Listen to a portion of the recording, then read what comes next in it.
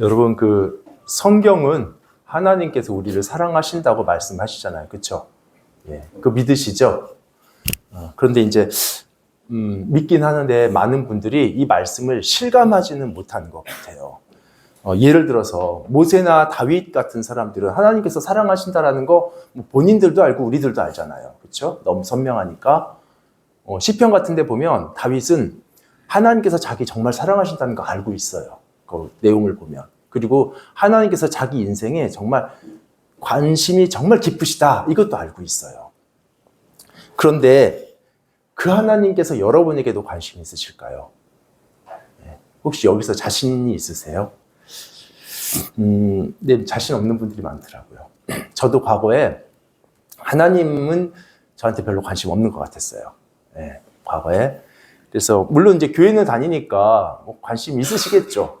그런데 제가 다윗처럼 그렇게 대단한 사람도 아니고. 그래서 중학교 때로 기억하는데 이제 어느 주일에 어른들하고 같이 이제 장년들하고 같이 예배 드렸던 그런 날이 있었습니다.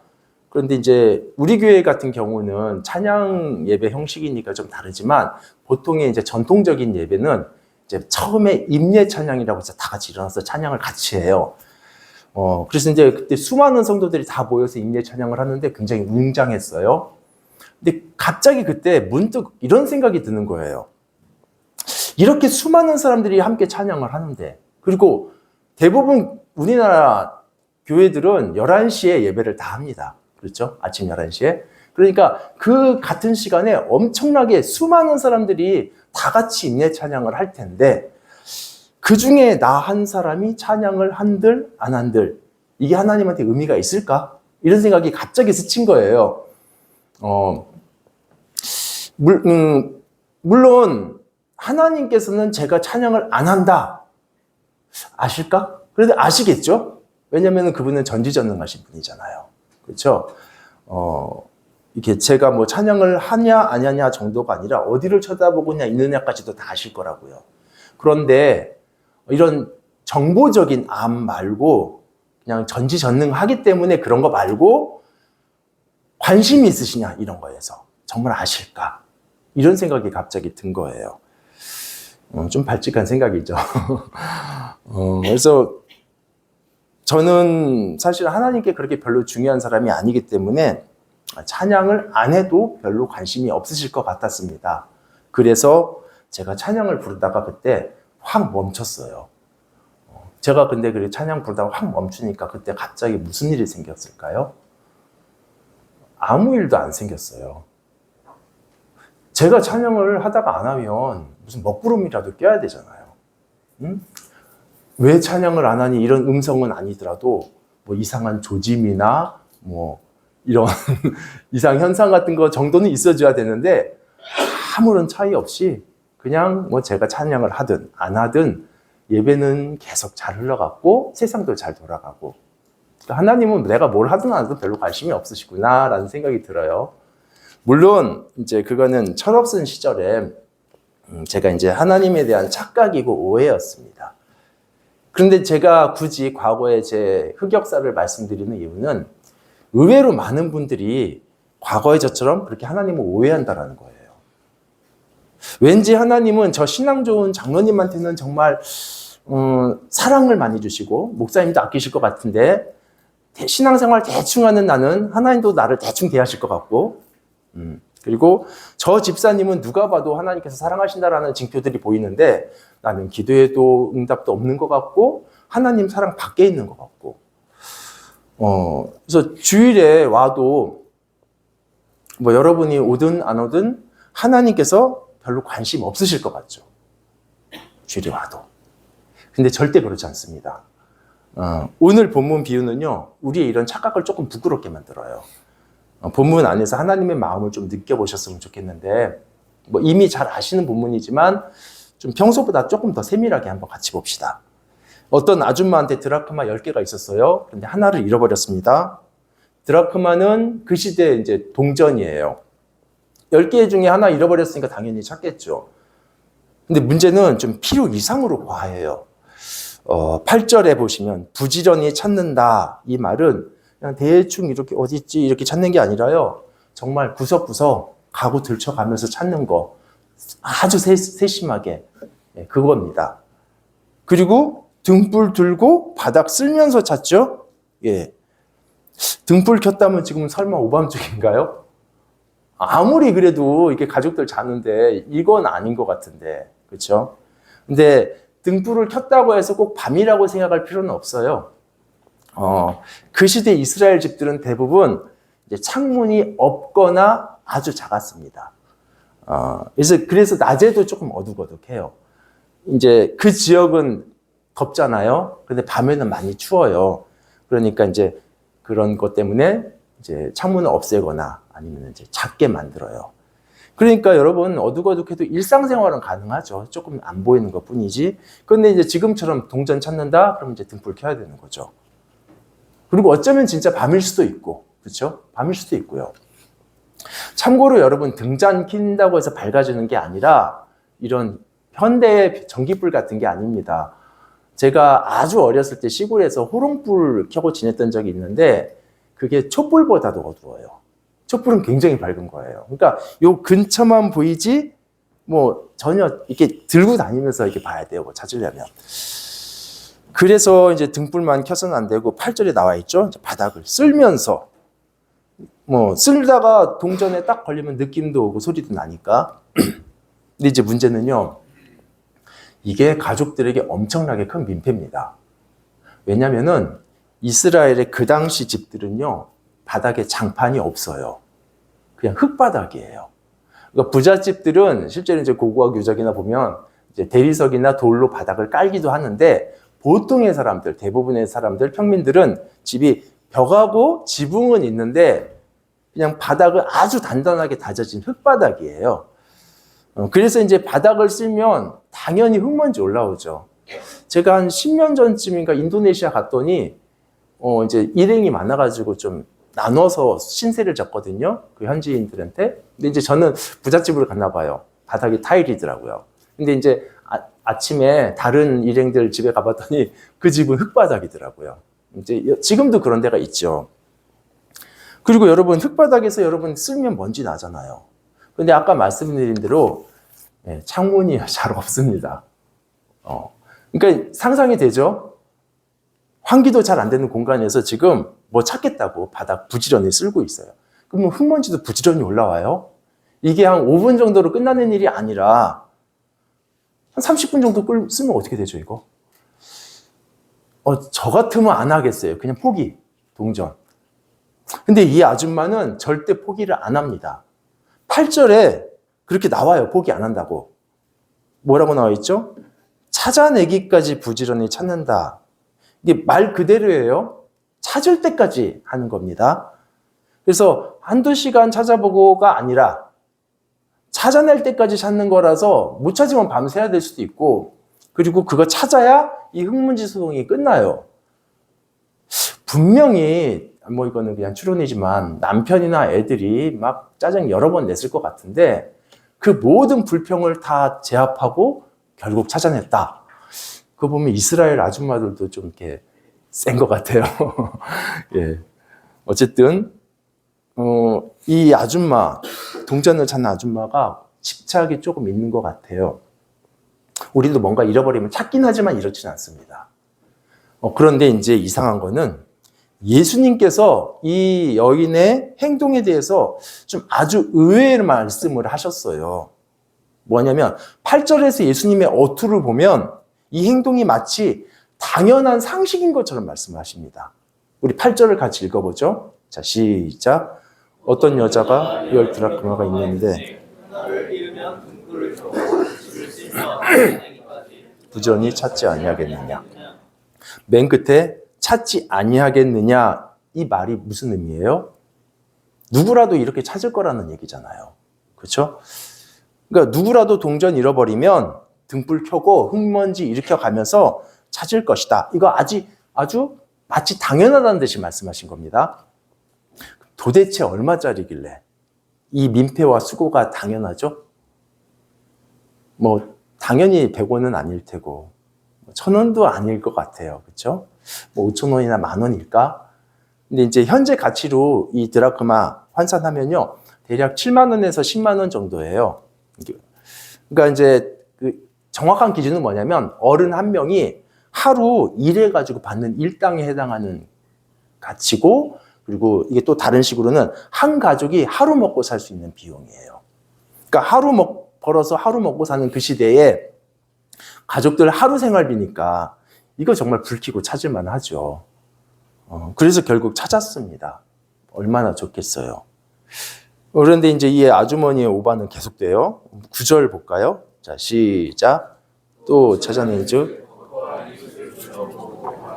나와 함께 즐기자. 이른 드라크마를 찾아내었노라 하리라.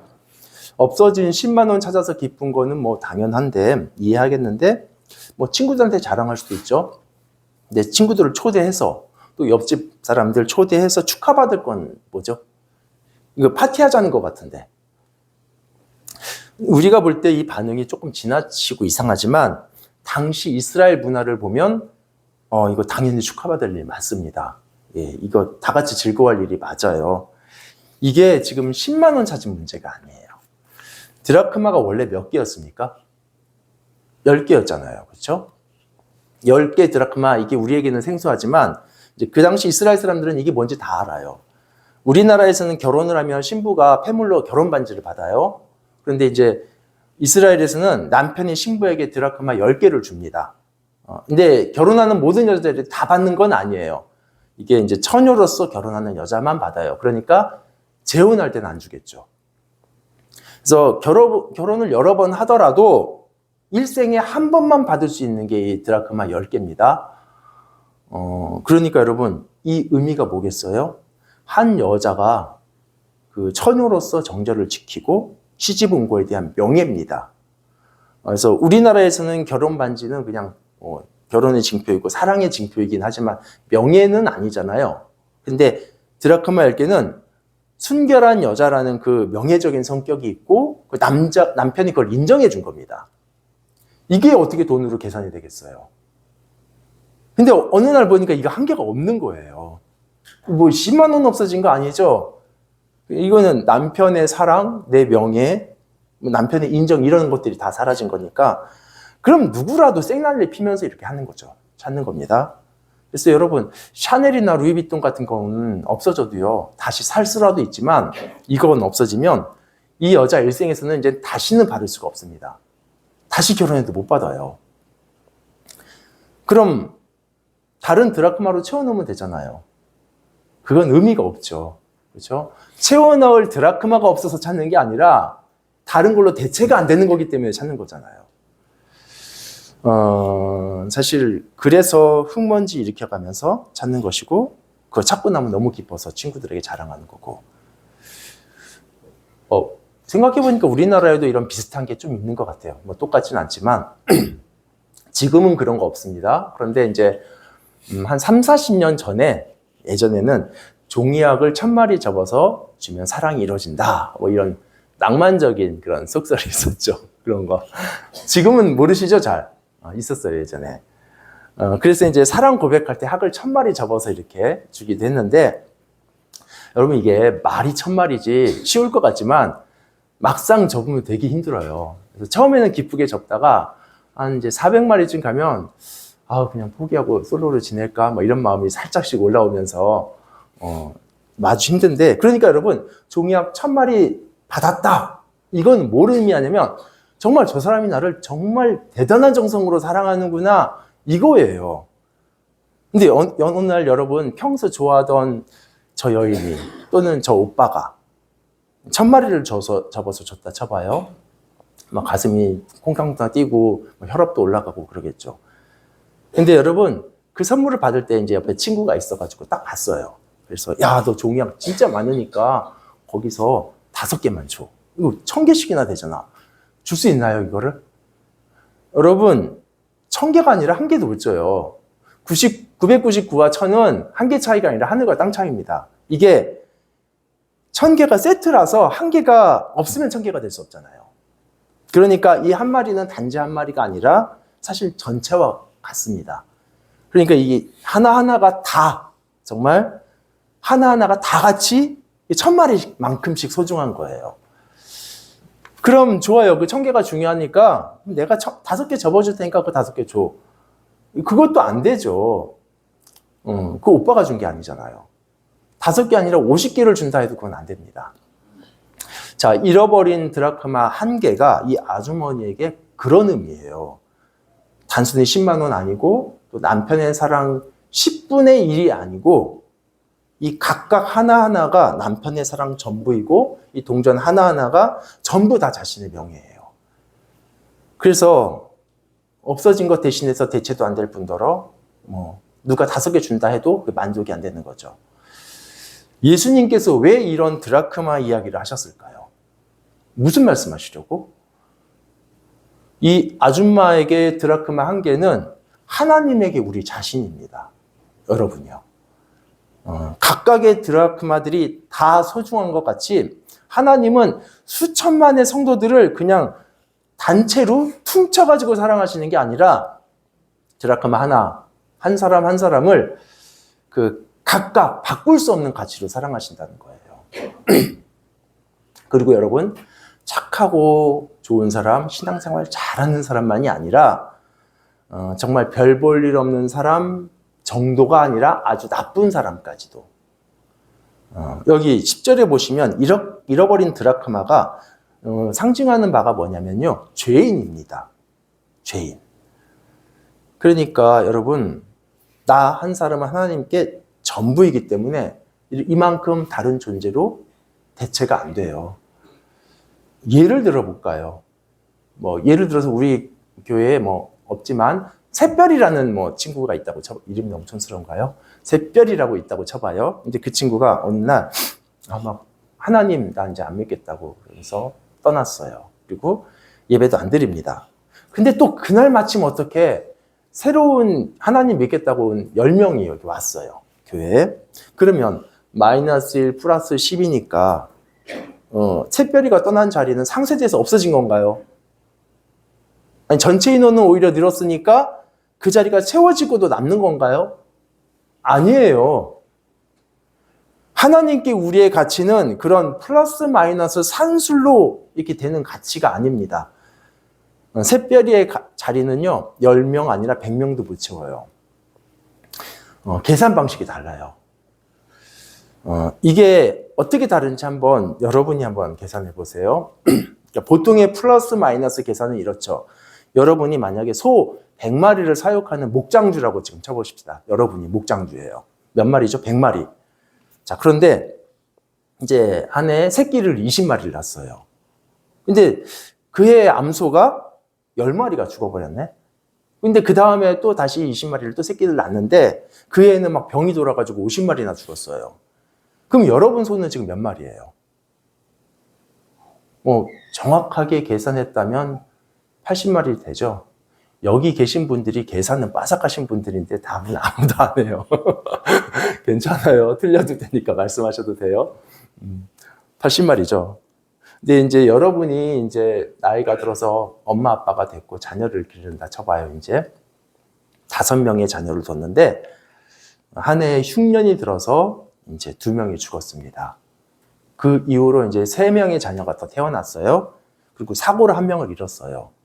그러면 여러분 자녀는 몇 명이에요? 5명이죠? 예. 근데 만약에 누가 여러분에게 자녀가 몇 명이냐고 물어보면 좀 다르게 대답할 겁니다. 어머님은 자녀가 어떻게 되세요? 라고 물어보면 8명인데 셋은 먼저 하나님 나라 갔어요. 이렇게 대답할 거라고요. 부모님에게는 5명이 아니라 8명이라는 답이 오히려 맞아요. 그러니까 둘의 계산법이 다르죠. 소의 경우는 옛날에 길렀던 소까지 다 합쳐서 말하면 틀립니다. 그런데 자녀의 경우는 현재 숫자가 아니라 오히려 전체 다 말해야지 맞아요. 왜 그래요? 존재 하나하나가 지워지지가 않아요. 그리고 각각의 자녀들은 다른 자녀로 대체되는 게 아니에요. 한 명이 죽은 이후에 새로 태어났다고 해서 그 자리를 채우는 게 아닙니다. 그럼 이제 중요한 거 여쭤볼게요. 하나님 앞에 우리는 소 같은 존재인가요? 자녀 같은 존재인가요? 그냥 자녀가 아니라 우리는 성자 예수의 생명과 맞바꿔서 얻은 자녀들이에요. 그래서 하나님께서는 여러분 한 사람의 무게를 예수님의 죽음의 무게만큼 여기십니다. 제가 처음에 설교할 때 하나님은 여러분한테도 관심이 있을까요? 이렇게 물어봤는데 뭐 여러분은 대답 안 할지 몰라도 이 질문에 대해서 예수님의 보혈이 대신 대답할 것 같아요. 관심 정도 아니라 하나님은 피눈물 나게 사랑하신다고. 여러분을 하나님의 자녀 되게 한 그 피가 말할 거라고요. 예수님의 죽음과 맞바꿔서 얻은 자녀들이라고. 여러분, 십자가가 바로 이 증거예요. 우리 사랑하신다는 증거, 관심이 있다는 증거. 그래서 하나님에게 여러분의 무게는 예수님의 무한한 희생의 무게, 그 생명의 무게와 같습니다. 뭐 이제 그래도 간혹 어떤 분들은 이런 의문도 들 수 있어요. 근데 예수님께서 큰 희생을 치러서 우리를 구원하시고 우리를 받으신 거 맞지만 그 희생으로 사실 나만 구원된 건 아니잖아요. 그렇죠? 그 희생으로 수많은 사람들이 구원하셨으니까. 그러니까 그 예수님의 희생의 무게는 그 구원받은 모든 사람들의 가치와 동일하지 이 희생 전체가 나 한 사람의 가치랑 동일할까? 이런 생각. 그러니까 나를 향한 하나님의 사랑은 그 하나님 앞에서 나의 가치는 그 전부 중에서 일부이지 않나. 뭐 합당한 의문이죠. 근데 이제 사실은 하나님의 사랑에 대해서는 조금 오해입니다. 만약에 이런 방식으로 예수님의 희생을 계산해야 된다면 나를 위해서 흘리신 예수님의 희생의 그 보혈의 분량은 뭐 수천만 명 중에 1이니까 대략 피 한 방울 또 안 되는 뭐 적혈구 몇 개 이렇게 계산해야 될까요? 예수님께서 이 땅에 오셨는데 어떻게 사람이 아무도 없고 정말 구원해야 될 사람이 나 혼자밖에 없다면 예수님께서는 야, 너 혼자밖에 없니? 그래도 구원은 해야 되는데 하셔서 야, 그래 십자가까지는 필요 없고 그냥 바늘 가져와라 해가지고 그냥 피 탁 쪄가지고 한 명이니까 근데 너무 깊이 찔러서 세 방울 나와가지고 야, 은혜가 넘친다 뭐 이러셔야 돼요. 예수님의 희생은 그렇게 정량적으로 계산되는 게 아니에요. 여러분 한 사람을 살리기 위해서도 주님은 똑같이 십자가에 달려서 물과 피를 다 쏟으시고 극도의 고통을 당하셔서 여러분을 구원하신다고요. 그 무한한 생명의 가치를 여러분 한 사람을 위해서 다 허비하신다고요. 그래서 우리가 누리는 예수님의 그 십자가의 희생은 우리 모두를 위한 것이지만 맞아요. 그런데 동시에 그 희생의 전부가 나 한 사람을 위한 것이고 그 희생의 전부가 여러분 한 사람을 위한 것이고요. 여러분 각각 한 사람을 위한 것이고 마치 드라크마 각각 하나하나가 전부의 가치를 갖는 것처럼. 제가 말씀드리고 싶은 요지는 이겁니다. 여러분 한 사람을 사랑하신 그 향하신 하나님의 사랑의 크기는 그 예수님의 무한한 죽음의 크기라는 거 여러분은 작은 존재가 아니에요. 하나님 앞에. 그냥 있는데 너 있었냐? 몰랐다 야. 이런 존재가 아니라는 거예요. 우리 모두는 그런 사랑을 받는 사람들입니다. 그래서 저와 여러분을 찾을 때까지 찾으셔요. 이거 어떻게 생각하면 좀 무서운 말이기도 해요. 이것만큼 하나님의 마음을 잘 표현한 말이 있을까요? 뭐 밤새 찾는다도 아니고 한 달간 찾는다도 아니고 찾을 때까지. 이 말은 끝까지라는 말이잖아요. 끝까지. 그런데 이제 좀 다른 얘기지만 정말 안타까운 게 뭐냐면요. 정말 안타까운 게 하나님은 끝까지 손을 내미시는데 사람들은 그 끝까지 하나님을 거부한다는 거예요. 많은 사람들이 구원을 못 받는 거 그거는 하나님의 사랑이 부족해서가 아닙니다. 하나님은 끝까지 기회 주시고 끝까지 사랑의 손을 내미시는데 사람들은 그 끝까지 거절하면서 영원한 죽음을 향해 가는 거예요. 마치 절벽에서 매달려 있는 사람에게 손을 위에서 내밀죠. 잡으라고. 근데 그 손을 자꾸 거절해요. 그래도 끝까지 포기 안 하고 끝까지 손을 내미는데 그 끝까지 거절하다가 떨어져 죽는 거예요. 그런 면에서 여러분 지옥은 아무나 갈 수 있는 데가 아닌 것 같아요. 그 수많은 기회들, 그 수많은 시간과 그 오랜 세월 동안 끝까지 거부하고 그리고 하나님께서 여전히 손을 내미시지만 그 전부 다 거절한 사람만 갈 수 있는 곳이 지옥입니다. 중간에라도 하나님의 손길을 한 번이라도 붙잡았다면, 아니 그냥 마지막 순간이라도, 죽는 순간에라도 그 손 붙잡았으면 좋았을 텐데 그것까지도 거부해야 갈 수 있는 곳이 지옥이에요. 그리고 그 가기 어려운 것을 굉장히 많은 사람들이 가고 있다는 거예요. 그리고 하나님의 사랑에 대해서 전혀 관심이 없습니다. 정말 관심이 없어요. 예전에 그런 일이 있었습니다. 이제 캠퍼스에서 전도할 때, 하나님은 당신을 사랑하시고 당신을 위한 놀라운 일을 계획하고 계십니다. 뭐 잘 알죠? CCC에 나오는 사역이. 그랬더니 그래서요. 그래서요. 그러니까 하나님께서 뭐 나를 안 사랑하신다 그게 아니라 뭐 사랑하시든 말든 그게 나랑 무슨 상관이에요? 라는 거잖아요. 그러니까 이거는 지금 하나님의 사랑을 받아들이고 안 받아들이고 그 말이 아니라 그런 거 관심 밖의 일이라는 거예요. 어쨌다고요. 사랑하시는데. 물론 하나님의 사랑을 정말 모르기 때문에, 그리고 한 번도 경험 못 해봤잖아요. 예수를 안 믿기 때문에 뭐 그럴 수 있습니다. 그렇죠? 그럴 수 있어요. 그런데 이런 마음이 교회 밖에만 있을까요? 교회 안에는 없을까요? 목회를 하면서 자주 느끼는 것은 많은 사람들이 예배도 드리고요.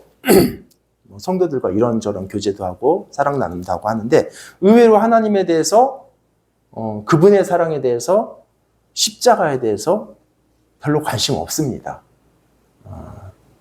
하나님의 사랑 그리고 십자가의 은혜를 말하면 조금은 지루하고 가볍고 그냥 진부하게 느끼는 것 같아요. 다른 주제들을 원해요. 나를 뭐 위로라든가 나를 좀 하나님께서 성공해 주신다라든가 하나님이 세상을 이렇게 사랑하셨습니다. 그래서 독생자를 주셨어요. 라고 하면 그 맨날 듣는 그런 진부한 얘기 말고 진짜 사랑, 정말 사랑한다라는 그 증거를 좀 보여주세요. 사랑은 여기에 있습니다. 하나님이 우리를 사랑하셔서 자기 아들을 화목제물로 우리에게 보내셨습니다.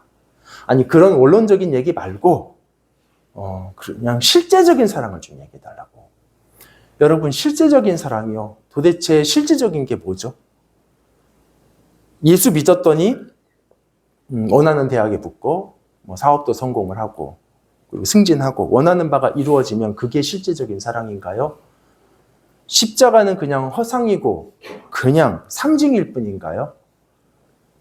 아니면 조금 전에 말씀드렸던 그런 원하는 거 성취되는 거에 비해서는 좀 약한 사랑인가요? 우리를 위한 십자가는 실제 행동이고 실제 나타난 사랑이고 역사 속에서 이루어진 정말 무섭도록 선명한 현실입니다.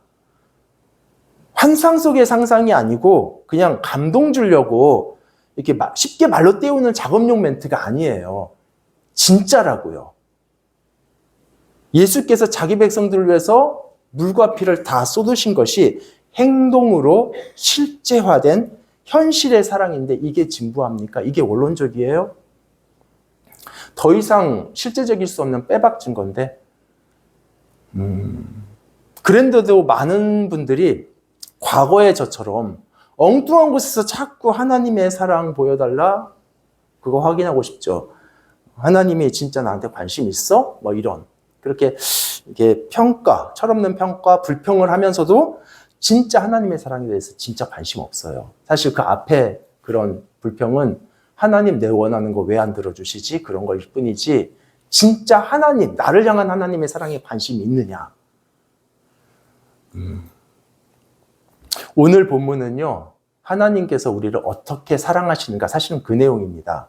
그런데 이제 이 말로 설교를 끝내고 싶지는 않고 이 사랑에 대해서 여러분 반응은 뭐냐도 좀 묻고 싶어요. 하나님 여러분 사랑하세요? 보통 관심 아니고 뜨거운 관심으로. 그런데 그렇게 하나님이 사랑하신다라는 그게 여러분한테는 무슨 의미죠? 뭐 사랑하신다니까 고맙죠? 뭐 이 정도인가요? 교회 안에서 지체들이 나를 얼마나 아껴주고 사랑하는지에 대해서는 되게 민감하잖아요, 다들. 그리고 교회 목사님이나 장로님이 나를 얼마나 인정해 주는가 이것부터 중요하고.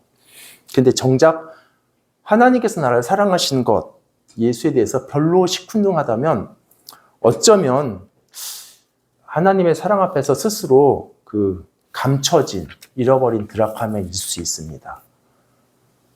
잃어버린 드라크마가 교회 밖에서만 있는 건 아니고요. 교회 안에도 있을 수 있어요. 왜냐하면 하나님 믿지 않고도 얼마든지 교회 나오고 예배하는 거 가능하잖아요.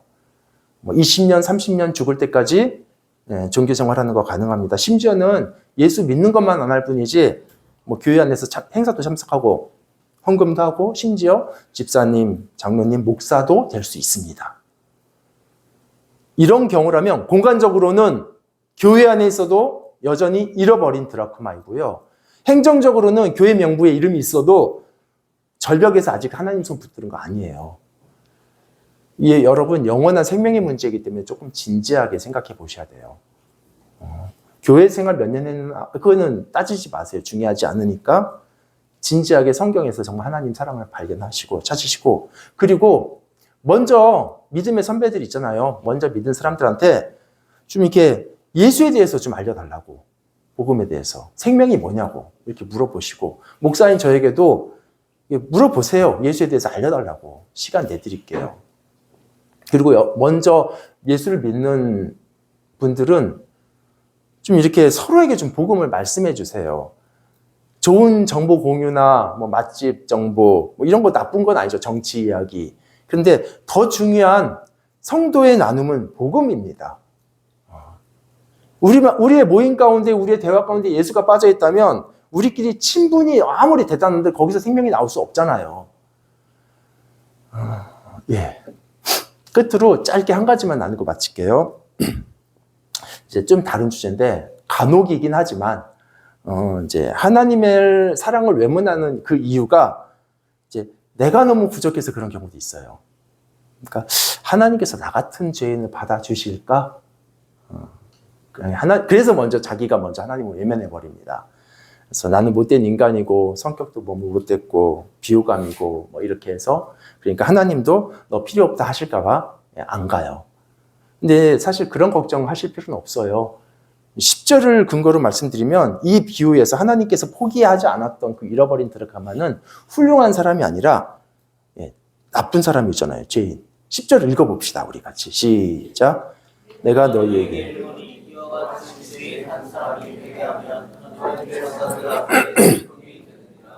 읽으신 대로입니다. 잃었던 드라크마 한 개는 10절에서 죄인을 상징한다고 말씀하셔요. 그러니까 걱정 안 하셔도 돼요. 혹시나 하나님께 갔더니 받아주시긴 한데 그냥 마지못해서 받아주실까? 그래 왔냐? 잘 왔다. 이 정도? 아니에요. 여러분 여기 나오잖아요. 드라크마 찾았을 때 파티했던 것처럼 천상의 기쁨과 잔치가 열립니다. 여러분을 위한 잔치가. 물론 여러분이 하나님의 사랑 안으로 들어왔을 때 이 땅의 사람들은, 그리고 교회 안에서는 여러분을 그렇게 해서 환영 안 할 수도 있어요. 절대 그러면 안 되죠. 근데 혹시 그렇더라도 전혀 마음 상할 일 아닙니다. 왜냐하면 이 교회의 주인이신 하나님은 여러분을 환영하신다는 거예요. 환영. 그러니까 거절 같은 거는 절대 걱정 마시고 오히려 하나님 앞에서 대환영 받을 각오로 그 사랑 안으로 들어가시면 됩니다. 여러분 지금도 기다리세요. 이제 말씀 정리할게요. 오늘 여러분과 나누고 싶었던 내용은 우리가 뭘 착해야 된다, 뭘 헌신하자 이런 주제가 아니라 그냥 하나님의 사랑에 대해서 나누고 싶었습니다. 사람들은 하나님이 언제나 사랑이냐고 불평하지만 그건 하나님의 사랑을 받지 못해서가 아니라 하나님의 사랑을 인정하지 않는 겁니다. 오히려 얼마나 사랑하셨는지 하나님의 사랑에 관심을 가져보세요. 십자가를 바르게 배워가십시오. 만약에 그 사랑 바깥에 계속 머문다면 우리가 끝까지 외면했던 그 사랑을 우리는 조금도 맛볼 수가 없습니다.